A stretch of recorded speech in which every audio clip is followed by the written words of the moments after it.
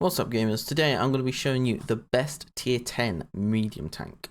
I think that it probably is the Centurion Action 10, especially after its recent buffs in the last few months.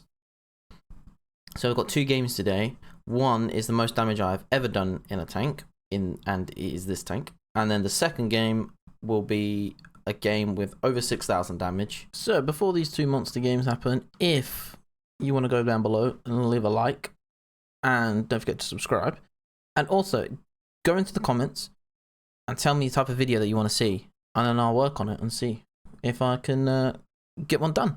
If you don't have anything else to say in the comments, just leave an emoji because engagement. I'll put timestamps down below so you can skip to the games if you want to, but I'm just going to run through a couple of stats on this tank. So I have it set up as vents, gun rammer, and an aiming device. That brings the aiming and dispersion down to 0.27, obviously with the field mods as well, which I am still unlocking currently. I have 62% win rate in this tank over, I think it's about 80 games. The DPM is at 3,559, which is raised quite a lot by the events and the Brothers in Arms, and obviously the gun rammer, pretty much a must. The dispersion factors are extremely good on this gun. Penetration is 268 for a standard round, and they are APCR, so you do have 268, and they go at 1,478 meters a second. So you don't have to lead the shots, and not very much at all. Average damage is 390, so it's very good if you're very used to Russian tanks. It's pretty much their heavy tank damage. You get 330 heat, so you can take out Mouses, E100s, Panzer 7s, all the super tanks. They probably have some of the best HE shells in the game as well, at 105 pen and 480 damage, which is enough to go through multiple light tanks. For instance, if I go to the AMX 13105, this only has 50mm, 20mm, 15mm. So you're guaranteed to pretty much go through them every single time. Let's jump back to the Centurion. It's got 4 crew members. Loader is the operator at the same time. So we've got 3 crew skills, full Brothers in Arms. We've got Recon for some reason. We have Recon. Oh, no, I see. Yeah. We've got Recon, Snapshot, Smooth Ride, obviously Intuition to swap out when we hit those heavies. Situational Awareness is still coming. So at the moment we are at 448 spotting with just Recon and Situational Awareness. We don't have food. If I was to swap out one of these for a pudding and a tea, you would see that we go from 3,558 to 3,700. That is how powerful, and 3.26 accuracy. And if we scroll down, we're up to nearly 470 meters in view range if we did it with food. I don't play with food all the time because I don't make enough credits with it. So I just have the fire extinguisher there for the sake of it. And then we're just starting off. We have a couple of repairs, and I have Deadeye, just for, you might get an ammo rack on someone. So that's the Centurion Action 10. Hopefully I've remembered to stick a couple of bits of stats in from Tomato GG. This is, I think it's like the third highest tank. I think you've got the CS 63 above it and the 121, which have only about 30,000 games. I think one of them does, and this has 192,000 games played, and it's still the third highest. So that is why for me it would be the best and the most, what it says here, it is the most versatile medium tank. So let's jump into the games. Okay, so this is the first game. This is the game where I've done the most damage in the tank. In fact, any tank. So we're going to go into the city here on Ghost Town. I see that there is only an IS-7, a Panzer 7, and a VZ-55. They are the only heavy tanks that are actually in this game. Obviously, you've got tier 8 ones, but as a Centurion Action 10, you don't really care about them. But obviously, you don't want to be driving around the corner to a VZ-55 and possibly a Panzer 7. So we're going to go in aggressively into the middle. So we're just waiting for these guys to get up a little bit more. Like I said, we don't want to be driving around and drive around this corner that I'm staring at into 3 heavy tanks, which is generally where they do come. Wait until your heavies do the heavy tanks job. So they're in front of me, so I'm going to push up with them when the 100 peaks, if there's anything there. There isn't anything there. As you can see, down to the south, down here, the Senlac and the UDES have pushed up extremely far and spotting all of their tanks up there. So I'm actually going to start pushing up here and checking. Now I don't want to push out too far because normally there are TDs up sort of where that char is, or maybe just behind it on that rock. And I see the AT-15 is over there, so we know there is at least one tank destroyer that is sitting up there. Now so far it's been, what, about a minute and 40 seconds in this game, and we haven't even fired a shot yet. So this is going to show you how much DPM you can pump out into this tank. We're still waiting. What I'm going to do is I'm going to speed this up a little bit. So we're just looking, see what's around. As you can see, the cap. So this is our first shot. We just shoot it into the CS list. You don't need to aim, we just stuck it straight on him, fired. Okay, we found the IS-7. The IS-7 has come to push us.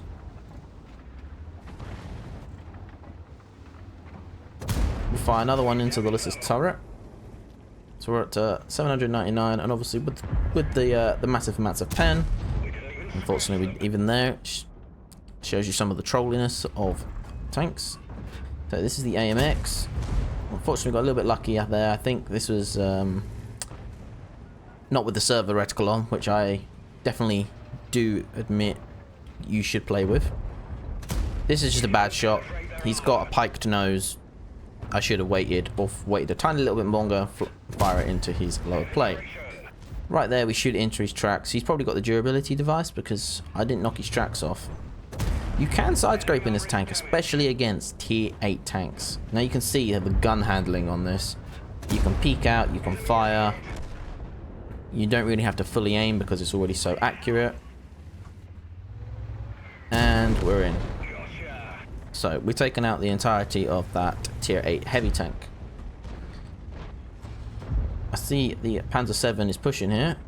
We get a thing, bang, straight into the side of his turret. That's going to go through no problem with 268mm of pen.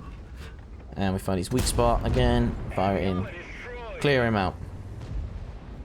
So we're going to push up now as the middle is clear. We find an AT-15. He is pushed down from that hill, which is probably what he should be doing in an AT-15. We get some spotting. We shoot one into his tracks. We see that he's tracked. Unfortunately, it's our first bit of damage. And as you saw, AT-15, no gold ammo. We still haven't used a piece of gold ammo yet. But you can just see how versatile this tank is. You can brawl in this tank. I'm just waiting for the repairs there. Didn't think he would be able to shoot me there. I thought I could only see my my tracks. So I see the IS-7 and that CS-52. I'm not too worried about him as he's pushed back. I'm going to try and get one into the back of this IS-7. And we fire it. We pull back. Okay, so we know their artillery is over in basically around by that boat. And I think at this moment is where I realised that IS-7 is either not got a clue or he's gone AFK. And yeah, I think he's gone AFK. So I back myself into this corner and I just start firing out into the back of this tank. We are already up to 5,100 damage. We are going to kill the entirety of this IS-7. It would have been nice to get a fire. The E100 comes around and I see that he gets hit for 478 damage, which to me means the only one that's not been spotted is the WT Alpha Panzer IV. So I'm guessing that, yeah, and you can see the ping on that map just come up. So I'm guessing the E100 drove around the corner, got hit by the WT, and that's why he's pinged up there. So use your teammates' pings. Sometimes they are useful. He's not been shot, so I assume that he hasn't actually been spotted again.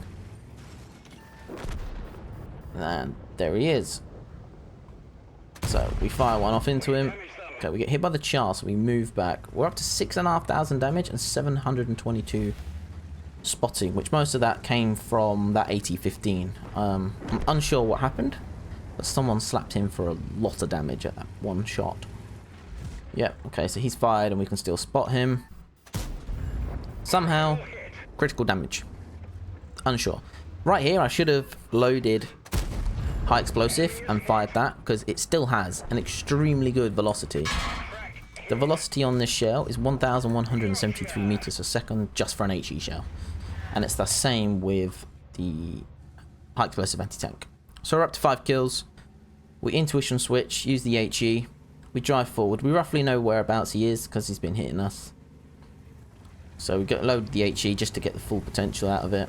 And this is great. This is what the Centurion loves. Driving forward. It's so mobile. It's so fast. You don't have to aim. And we fire in. That's the Top Gun. 6 kills. 7,319 damage. And 1,472 spotting. / tracks. Right, I'll jump into the post-game stats and we'll show you them. Okay, so these are the post-game stats for that first game in Ghost Town. We ended up with 7,319 damage, the 6 kills, the 1,400 spotting. We ended up with the Mastery Badge, Top Gun, and the High Caliber. Finished the game off, 1,344 base. We fired 26 shots, 25 hit, and 22 of them penetrated.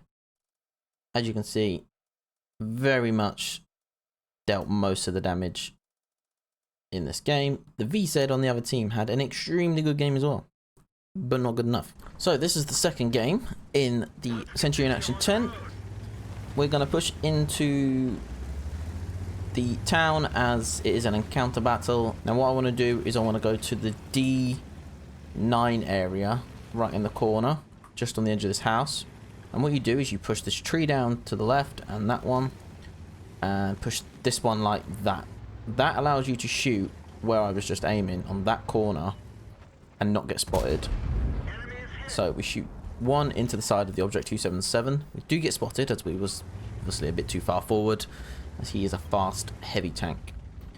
So we see the AE phase and we put one into him. What we're trying to do is keep these guys back from pushing. Now I swapped targets here because the Super Conqueror, one is a tier 10, so you will get more credits and more experience for shooting a tier 10, but at the same time he's also more dangerous. So the lower I can make a Super Conqueror by shooting him in the lower plate, the more likely I am going to take that as a target. There's no point shooting the AE phase. Most people can pen the AE phase, not everybody can do it to the Super Conqueror. So I will always pick the Super Conqueror over something, as it is probably the most powerful. And we put another one into the lower plate of the Super Conk, down to 397 damage that one was. And he comes again, so we put another one into him. As you can see, the reload time on this is extremely vast. Okay, so they've all been unspotted. We're up to 2,000 damage already in probably, what, a minute of firing? See, this is why you've got to stay behind this tree that I've pushed down in front of me. The leopard peeks out, you'll get spotted. If you're behind this tree dead in front of me, you shouldn't get spotted. Okay, so we're going to peek out here, fire one into him. I do believe I get spotted for that. Yep, and the AE phase slams one into the side of us. Okay, you see the ST2 pushing out. We need to get a shot into him, push him back, because this 705 is going to be our only hope. The AE phase has moved. The Super Conqueror, as you can see, he's now moved down to the right, but he's only got 500 health left, so he's less. Now, I believe that goes in. I do believe that goes in. There's no reason that shouldn't have gone in. And yeah, 50 TP is out. We are currently losing 5-2. We only have 2 tanks left, but they are all pretty weak. So I was like, okay, I can, I can hold. I do make a mistake in a minute. I do make the mistake. As you can see, we can find the 121. He'll be around somewhere, and put it into his lower plate. Pull back. I was spotted. We can hold it, and now you can see the accuracy of this gun. Straight into the cupola. He's left on 115 damage. So one shot for him. R277 dies here, and also leaves the ST2 on a one shot. I'm going to try and see if I can get this 121. I can't. For some reason here, I forget about the ST2. You actually do see the wall there, and we didn't fully aim it, so that cost us one shot. I should be able to get a reload, and he gets a reload quicker than I do because obviously he's the double barreled. I see the Ho-Re pushing. Right now, that's where I should have ran. Fortunately, we do get that, so I tried to stick 2 into him, as you want to out-trade the tank. But either right now that I could still run, but no, instead I push in. I see that we're 10-5 down, and I've done 5,000 damage already. Yet we are still massively, massively down. I see the Leopard push in. There's a Patton tank. I take him. Manage to pull back, get his tracks done. And 6,000 damage, possibly 1 blind, so let's call it 6,004. And we are out. So even when you have a game like this, that's 6k, you can still be miles off of winning. Okay, so these are the post-game stats for Lakeville. We had to upload them to What Replays, as for some reason it just wouldn't load the stats. It just kept wanting to crash. So we finished 6,379. We did end up managing to put that shot into the AE phase. Did take him out. Well, we didn't actually take him out. We dealt 1,100 to him. That Super Conqueror, we dealt 1,200 to him. So we took him out of the game. We ended up with 6,000 damage. At the end, I was complaining, going, how can you possibly lose the game when one person in about 4 to 5 minutes is doing... Doesn't actually tell me. Actually, it tells me on here how long I lasted. 4 minutes, 54 seconds. So 4 minutes, 54 seconds, and I did 6k of damage. And this T30 also had done around about the same. He 5k of damage. So we had 2 people doing 11,000 damage, and we still lose. So we end up with 6,000 damage. Obviously, this is a loss, so it's 477. And that's basically it for that one.